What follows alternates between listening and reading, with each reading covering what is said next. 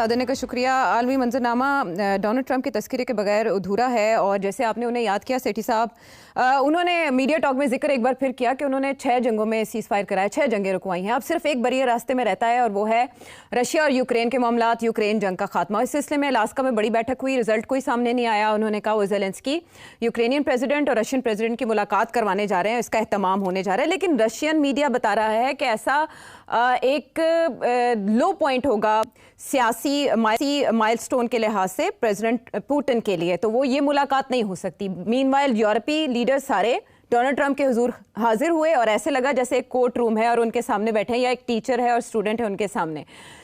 आप होते देख रहे हैं ये मुलाकात जिसका तस्करा इस वक्त अमेरिकन मीडिया में तो बहुत हो रहा है, लेकिन रशियन मीडिया इसको अभी तक एक्सेप्ट नहीं कर रहा कि ऐसी कोई मीटिंग होने जा रही है ज़ेलेंस्की और पुतिन के दरमियान।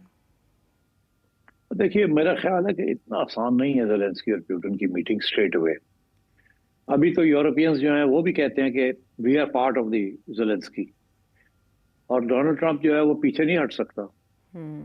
जो पुतिन ने बात की थी वो ये थी कि मॉस्को में अगली मीटिंग करें, और वो उसका यही मतलब था कि डोनाल्ड ट्रंप के साथ हो, और उससे पहले उनके लोग और अमेरिकन ये आपस में तय कर ले। और उन्होंने ये इशारा किया था कि डोनाल्ड ट्रंप साहब, आप पुतिन, आप ज़ेलेंस्की और यूरोपियंस को आप निपटे जी, हमने आपसे बात करनी है, उनसे नहीं हमने बात करनी।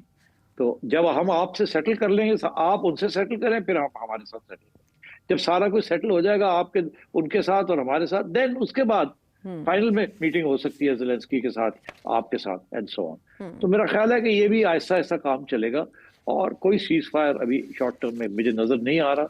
और मुझे तो ये नजर आ रहा है कि रशिया और भी ज्यादा अग्रेसिवली बात आगे बढ़ाएगा ऑन द ग्राउंड, ताकि जितनी ज्यादा टेरिटरी उसके पास हो जब फाइनल सोल्यूशन होती है तो उस वक्त that should come in handy.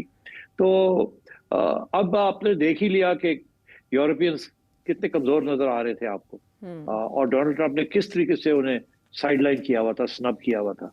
और बहुत गुस्सा है यूरोप के अंदर कि हमारे साथ ये सलूक हो रहा है। मगर बात यह है कि अगर आपके पास पैसे नहीं है, हथियार नहीं है, तो फिर यही सलूक होगा। That's the law of the world, कि जिसके पास पैसा है, जिसके पास हथियार है, बात उसकी सुननी पड़ती है। तो ये बुड़बुड़ करना बैठ के पीछे, इट मेक्स नो डिफरेंस। और ज़ेलेंस्की भी आप देखें ना, वो भी तो पीछे हट गया ना।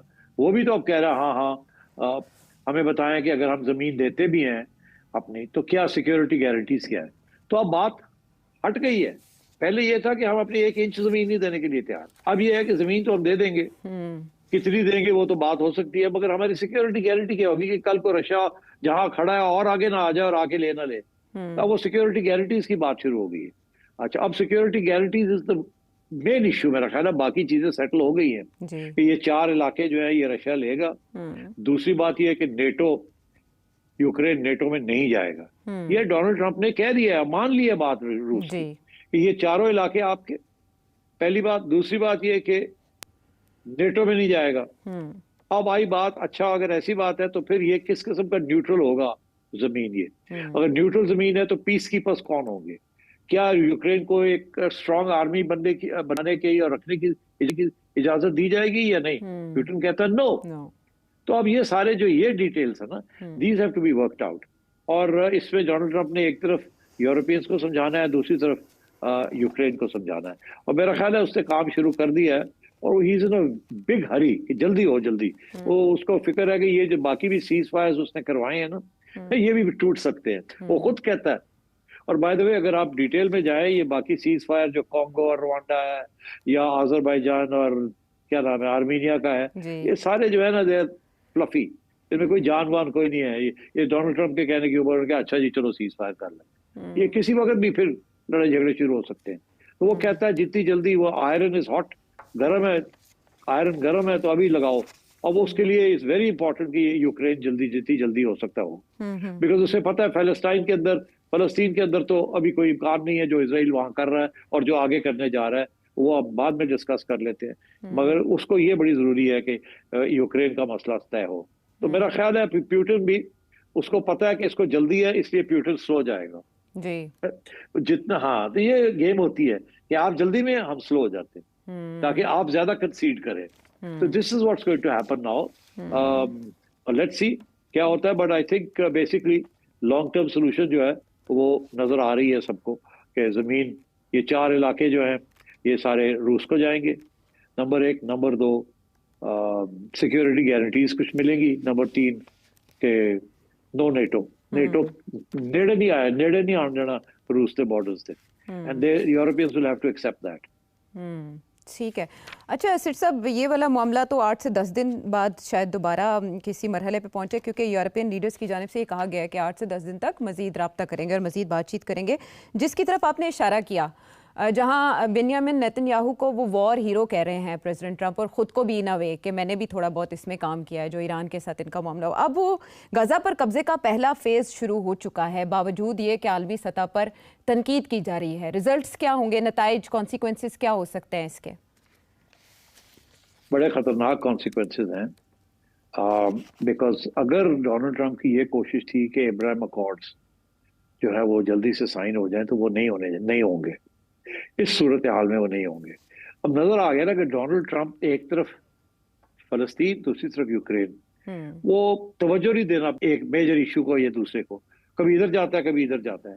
फलस्तीन में तो वो मजबूर है, वो तो जो इसराइल कर रहा है उसको नहीं रोक सकता, वो कोशिश करता है मगर नहीं रोक सकता। वहां तो इसराइल के अंदर अगर कोई बगावत हो जाए, अगर कोई पब्लिक ओपिनियन चेंज हो जाए, या वहां जो कोalition गवर्नमेंट है नेतन्याहू की वो तब्दील हो जाए, वो और बात है। मगर अगले महीने सितंबर में और अक्टूबर में अब यूनाइटेड नेशंस के भी जनरल असेंबली का सेशन है, और उससे धमकियां आ रही हैं कि अगर ये बंद नहीं करता इसराइल लड़ाई झगड़े अपने और सीज फायर नहीं करता, तो लोग पैलेस्टाइन को रिकग्नाइज कर लेंगे। फ्रांस ने भी ये कह दिया, सो ऑन। तो मेरा ख्याल है ये तो बिल्कुल आगे बढ़ रहा है ना, ही डजंट केयर। तो मेरा ख्याल है कि डोनाल्ड ट्रंप ये ना हो कि यूक्रेन में भी कामयाब ना हो और यहाँ भी कामयाब ना हो, तो बिल्कुल ही जैसे कहते हैं बढ़ जाएगा। तो डोनाल्ड ट्रंप के लिए एक बड़े चैलेंजेस हैं आगे। How he will deal with it I don't know, because उसकी आदत है बड़ी जल्दबाजी करने की कोशिश करता है, और बाद में वो पूरा अधूरा काम रह जाता है। तो अब ये इसराइल जो है अब नेकेड एग्रेशन की तरफ जा रहा है गाजा को सीज करने के लिए। वहां 1 मिलियन पैलेस्टीनियंस हैं, उनको निकाल रहा है, उनको धकेलेगा बाहर, इधर करेगा, मारेगा, और पूरी 60,000 रिजर्विस्ट बुला लिए हैं, लाख की वहां फौज है already. They are going to be killing many more people, और पब्लिक ओपिनियन दुनिया का दिन ब दिन उनके खिलाफ होता जा रहा है। मैं समझता हूँ इसराइल के अंदर भी अब आहिस्ता आहिस्ता पब्लिक ओपिनियन खिलाफ होता जा रहा है नेतन्याहू की। तो अगले 2-3 महीने में बहुत कुछ हो सकता है। We have to wait and see. फौज के अंदर बर्नआउट के भी नताइज निकलेंगे, जैसे कि पहले खदशा जाहिर किए जा चुके हैं कि इतने लॉन्ग टर्म जंग के नतीजे में फौज थक चुकी है। फौज के अंदर सर्वे भी करवाए गए हैं जो बता रहे हैं कि कुछ फौजी बिल्कुल ही बदल हो चुके हैं इस तवील जंग से। हाँ ऐसे है। देखिए ना, जो ब्लो बैक है जैसे कहते हैं कि फौजी भी तो सुनते हैं ना दुनिया क्या कह रही है, फौजियों की भी तो फैमिलीज है ना, प्रेशर तो है दुनिया का। तो आई थिंक ये नेतन्याहू एक सुइसाइडल किस्म की मिशन पे है, नहीं कामयाब होगा, he will fail. Netanyahu survive नहीं करेगा। 3 महीने लगे, 6 महीने लगे, साल लगे, Netanyahu will not survive. So I think let's wait for the UN session and see what happens.